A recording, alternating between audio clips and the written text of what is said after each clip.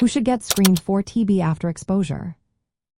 Have you ever wondered who should get screened for tuberculosis after being exposed?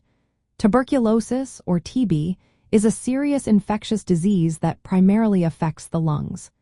Screening after exposure is crucial in controlling its spread and ensuring timely treatment for those infected. So, who exactly should be screened? Firstly, individuals who have been in close contact with someone diagnosed with active TB should be screened. This includes people living in the same household, like family members and roommates, or anyone who has had prolonged contact with the infected person.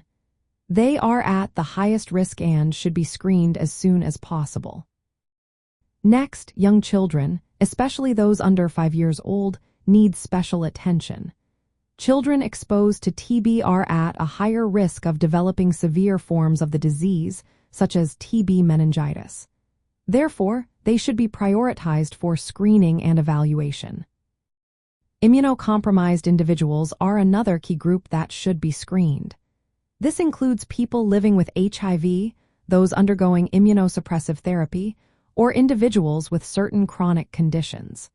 Their weakened immune systems make them more susceptible to progressing from latent TB infection to active disease.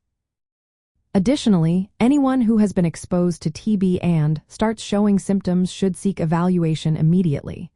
Symptoms to watch for include a persistent cough, weight loss, fever, or night sweats.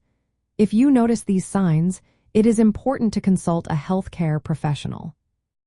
Finally, contacts of drug-resistant TB cases requiring careful screening. Exposure to multi-drug-resistant TB can complicate treatment and poses a higher risk of transmission.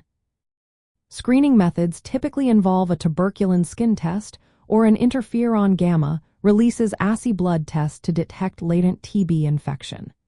In some cases, chest X-rays and sputum tests may be necessary to diagnose active TB disease.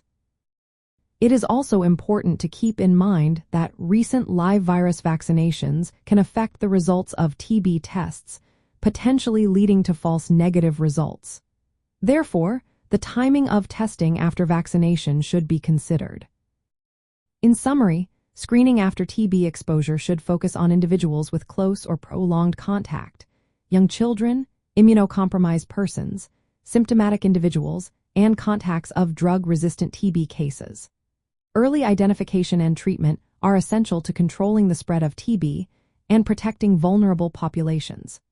Always consult healthcare professionals for personalized advice and guidance regarding TB screening and treatment.